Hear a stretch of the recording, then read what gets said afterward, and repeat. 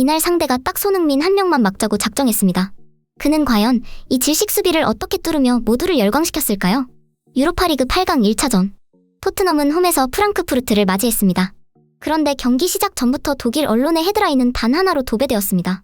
손흥민을 막지 못하면 이 경기는 끝장이다. 분데스리가 3위, 결코 얕볼 수 없는 프랑크푸르트. 그들은 이미 답을 알고 있었습니다. 토트넘 격파의 핵심은 바로 손흥민 봉쇄라는 것을요. 독일의 빌트지는 노골적으로 선언했죠. 손흥민에게 단 1초의 공간이라도 허용하는 순간 경기는 끝난다. 그래서 꺼내든 카드는 그야말로 손흥민 전담 마크죠. 경험 많은 베테랑 수비수인 테아테, 로빈 코흐 그리고 크리스텐센. 이 세 명이 마치 그림자처럼 손흥민만을 따라다니며 숨막히는 압박을 가할 것이라는 극단적인 작전이 예고된 겁니다.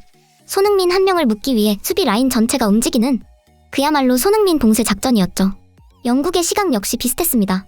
이브닝 스탠다드는 손흥민과 솔랑키를 최전방에 배치해야 한다고 주장하며 특히 손흥민의 폭발적인 스피드와 예측 불가능한 움직임만이 저 단단한 독일식 수비벽을 깨뜨릴 유일한 열쇠라고 주장한 것입니다. 결국 모든 시선은 손흥민 한 사람에게 집중되었습니다. 그는 과연 자신만을 막으려는 상대의 벽을 어떻게 무너뜨렸을까요? 경기 시작 휘슬이 울리자마자 프랑크푸르트는 전력을 다해 손흥민을 따라다녔습니다. 위협적인 장면이 나오지도 않았는데 2명, 3명이 동시에 달라붙는 장면이 반복됐죠. 그들은 사실상 손흥민 봉쇄에 모든 것을 걸었던 것입니다. 비효율적인 것처럼 보였지만 이 순간만큼은 꽤 효과적이었습니다.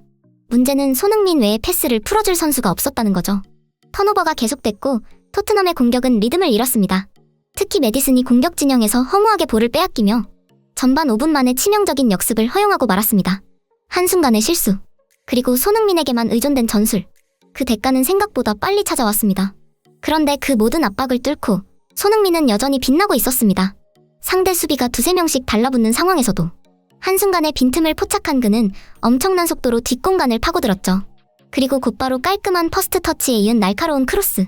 상대 골문 앞이 술렁이기 시작했습니다. 또 한 번은 빈 공간을 정확히 공략하는 패스로 솔랑키의 헤더 찬스를 만들어냈고요. 압박은 거셌지만 그의 시야와 판단력은 흐려지지 않았습니다. 오히려 모든 수비가 자신에게 쏠린 그 순간에도 손흥민은 최선이 아닌 최고의 선택을 하고 있었습니다. 그리고 결국 경기의 흐름을 바꾼 건 또다시 손흥민이었습니다. 존슨과 메디슨의 턴오버가 반복되며 공격은 갈피를 잡지 못하고 흔들리던 그 순간 손흥민의 발끝에서 모든 것이 시작되었습니다. 이번에도 앞엔 수비 2명, 좁은 공간, 쉽지 않은 상황. 하지만 손흥민은 돌파 대신 흐름을 바꾸는 한방, 롱패스를 선택합니다. 그의 시야는 정확히 솔랑키를 향했고 공은 메디슨을 거쳐 포로에게 연결. 그리고 그대로 골망을 흔듭니다. 이 장면의 시작과 끝, 핵심에는 단 한 명, 손흥민이 있었습니다. 후반전이 되자 프랑크푸르트의 수비는 더 이상 압박이 아니었습니다. 그건 거의 격투에 가까웠죠. 손흥민의 몸통을 붙잡으며 씨름을 하거나 심지어 공이 없는 상황에서도 태클이 들어왔습니다. 손흥민만 막으면 된다. 그들의 전략을 숨기지도 않고 정직한 플레이를 펼쳤던 것입니다. 하지만 말이죠. 그렇게 막을 수 있었다면 손흥민이 월드클래스라는 평가를 받진 못했을 것입니다. 그는 오히려 이 거친 견제를 이용했는데요. 상대 수비의 파울을 유도하며 경고를 얻어냈는데 이 경고는 2차전을 준비하는 프랑크푸르트에게 명백한 심리적 부담이 되었죠.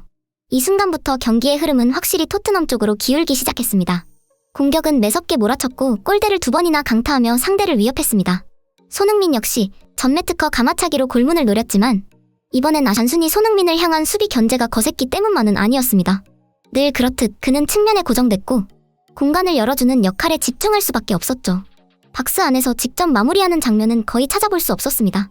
결국 결정적인 찬스는 손흥민이 아닌 엉뚱한 선수들에게 흘러갔고 자연스럽게 슈팅 기회도 줄어들었습니다. 득점력이 가장 높은 선수가 골대에서 가장 멀리 있는 상황. 문제는 감독의 전술이었습니다. 그리고 이날 경기에 가장 큰 의문이 남았습니다. 후반 78분 포스텍 감독은 손흥민을 교체해버립니다.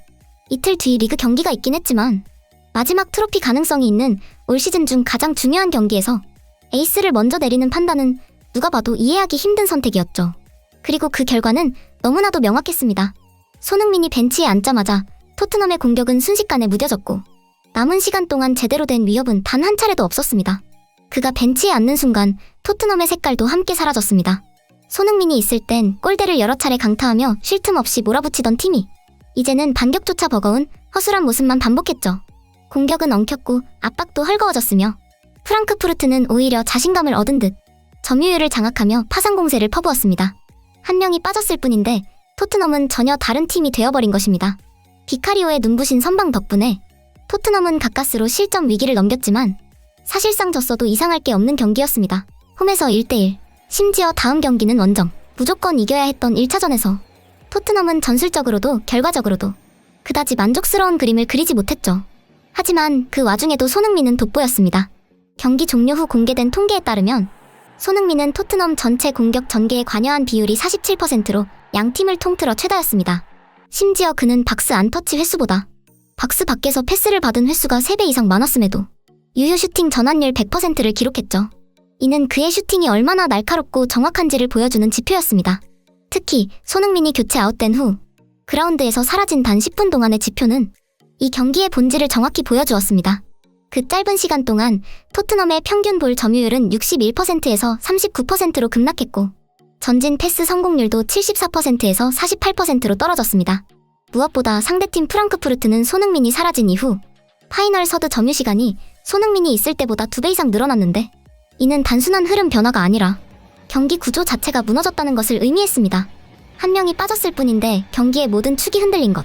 이는 토트넘이 얼마나 손흥민 한 사람에게만 의존하고 있는지, 그리고 그가 곧 팀을 떠나면 왜 강등을 경계해야 한다는 말이 나오고 있는지 보여주는 상징적인 순간이었습니다. 이제 손흥민 선수는 토트넘을 떠나 다음 시즌 새로운 커리어 도전을 준비하고 있는데요. 이적은 더 이상 소문이 아닌 기정사실이 되어가고 있죠. 그가 어떤 유니폼을 입게 되든 멋진 활약 펼치기를 믿어 의심치 않으며 손흥민 선수의 성공적인 이적을 간절히 응원하겠습니다. 이상 발빠른 뉴스였습니다. 구독과 좋아요는 영상 제작에 큰 힘이 됩니다.